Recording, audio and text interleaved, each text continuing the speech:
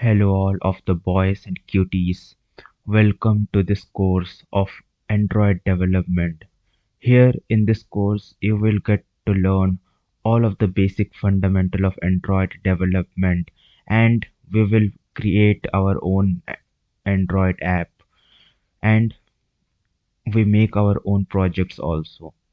So for this video, what we will learn, we will learn all the basic stuffs, and in the next video we will see how to install.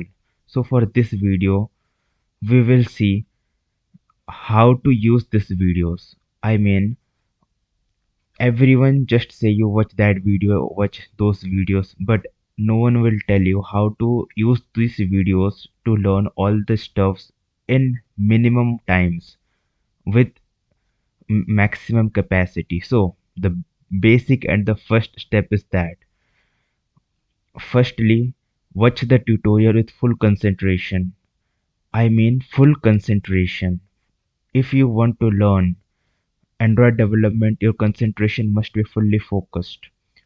So watch the videos with utmost care. And while watching the video, you should not be tensed about writing the codes. About writing the codes, we will deal it later. So first step is watch this video and tutorials carefully. And the second point is take notes. And this is the most important point. Believe me, guys, this is the most important step. What is the benefit of taking notes? Benefit of taking note is that you memorize it fastly, and while taking notes you have to thinking about how this code is working. So while thinking you have to do a Google search also, as it may take.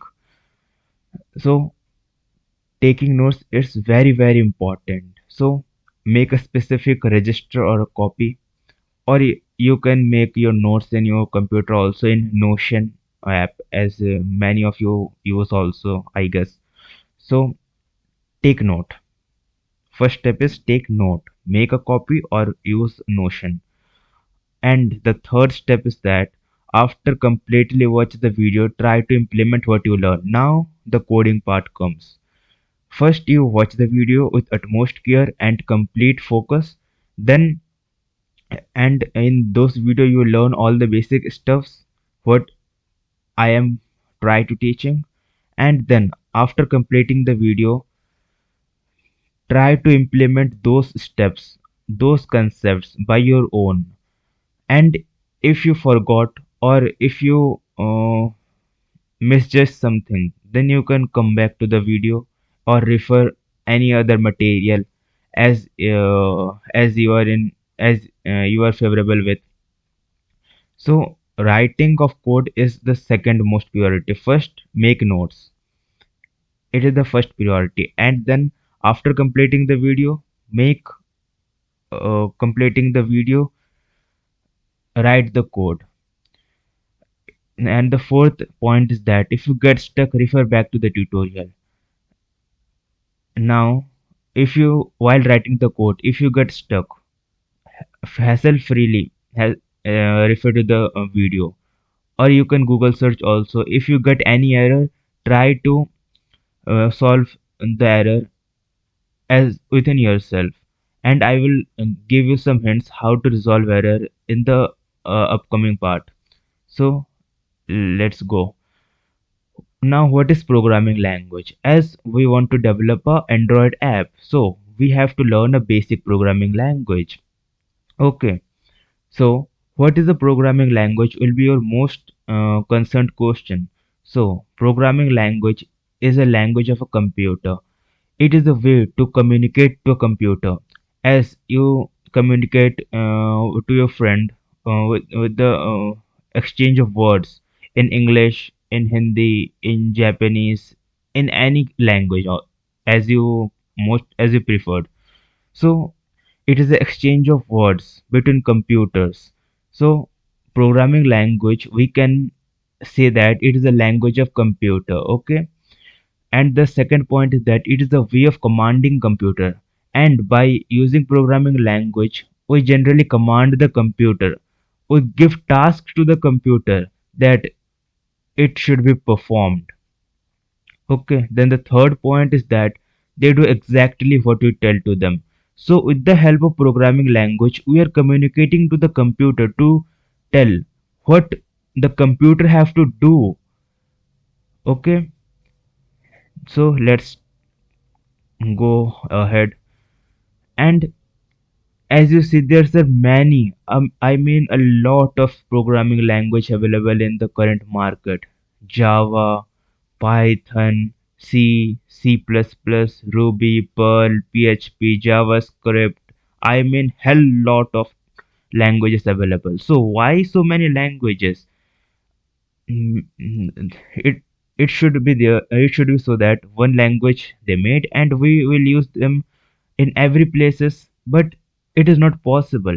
Every programming language have its use and have its own disadvantages. Okay, so if we answer the question why so many different programming languages, the first point is different objective, as we have different objectives to perform. For example, if we want to make a Android app, we will use Kotlin or Java. And if you want to make an iOS app, you should use Swift, C Sharp, etc. So in this way, there should be different objectives. So according to the objectives, we choose our programming language, and and and these languages are platform specific languages. It's like an identity. We use Kotlin and Java for Android development. Okay, it's the identity of Java and Kotlin that we use it as Android development, such that we use HTML, CSS, and JavaScript for web development. It is the identity of those languages as web development. And by using these programming languages, we solve different problems. Okay, and now in this course, throughout the course, we will using Java. So what is Java? It will be the main question. It is a language used to develop Android app. As we say, as I say, it is a programming language. Java is a programming language. It is the language that we will use to develop our Android apps. It uses a virtual machine. Java uses a virtual machine. What is virtual machine? We will talk about it later. And it will also use object oriented programming, or in short we call it OOPS. Yes, it is called OOPS. uh, what is object oriented programming? It is a vast concept and we will deal with it later. So tuned in with this course. And now the question came, what is virtual machine? Okay, so let's see. We have a code here, hash include dash dash dash. It is a code. Okay, and this code is compatible to computer 1. Okay, it is compatible to computer 1. And if we are not using VM, it shouldn't be compatible with computer B. Okay, so that's why we are using VM or virtual machine. So what is VM? The Java code goes to the VM, and in VM, and with the help of VM, we run the Java code. Okay, Java code to the different computers or different operating system. With the help of VM, we can run that Java code into the Windows computer or the Mac computer or the Linux computer. Okay, but if we don't use VM, then the Java code is only compatible with computer C or with computer B or with computer A. Okay, it will not run all of the operating system all along. And The next point is what is garbage collection? As we know, Sakura is a garbage, so I think I use the correct PPT. What is garbage collection? Garbage collection relieves the programmer from doing manual memory management, where the programmer specifies what object to deallocate and return to the memory system and when to do so. Earlier, what we have to do, we have to manually deallocate the memory to use it again. So, Java garbage collection is a process by which Java program perform automatic memory management. So it is a process by which Java programs automatically deallocate memory and use memory as it is needed. Okay, that is garbage collection, and we don't have to do it manually. Java program take care of memory itself. So now, the next question is what skills are required to become a perfect Android developer? Many of you have this question, I guess. So, the most important step is persistence. Persistence. Without persistence, it is not possible to achieve any task. Persistence is the most important part. Without persistence you don't become anything in your life, I guess. So persistence is most important.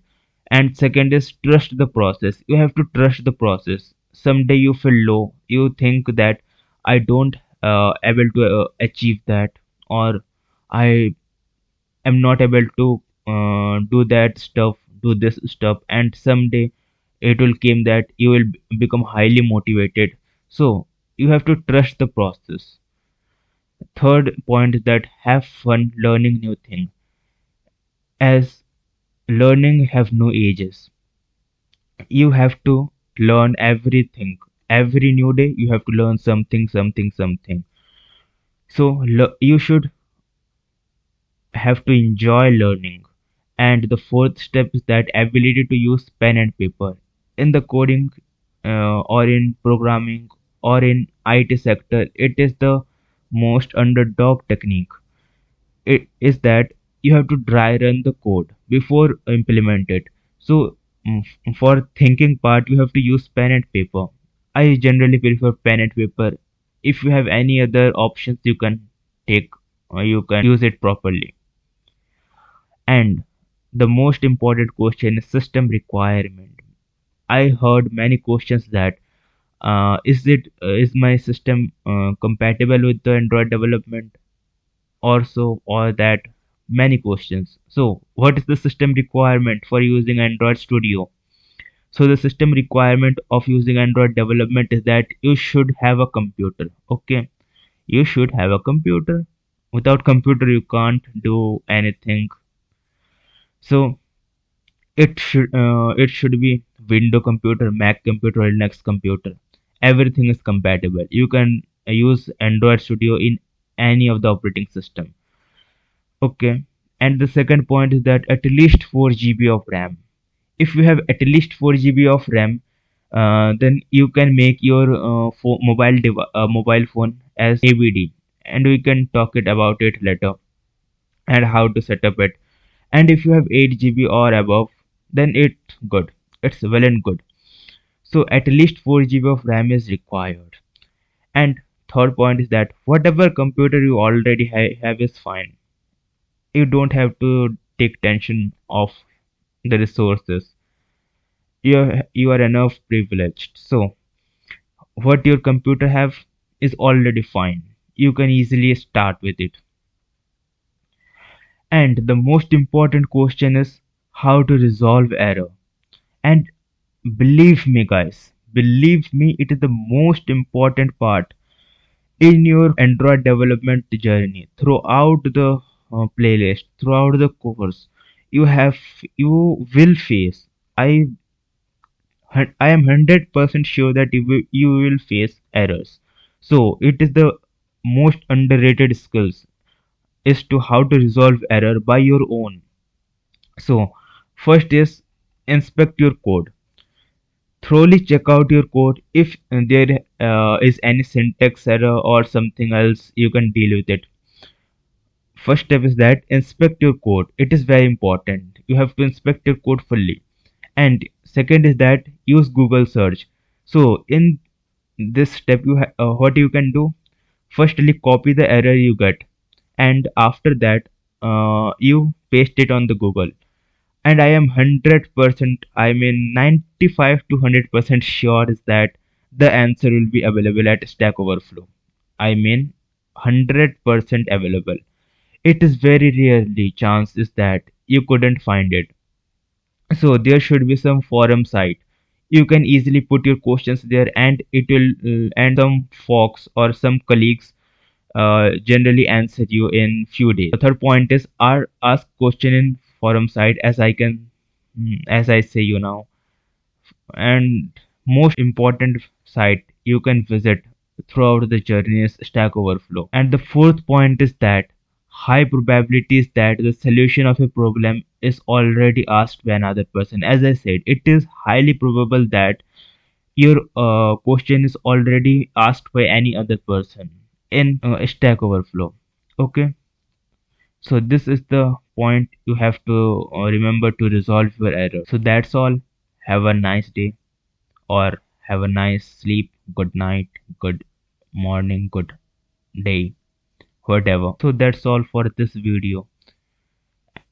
And for the next video, to tune in, subscribe our channel, as it will be very beneficial if you are really serious for learning Android development. Okay, see you in the next video.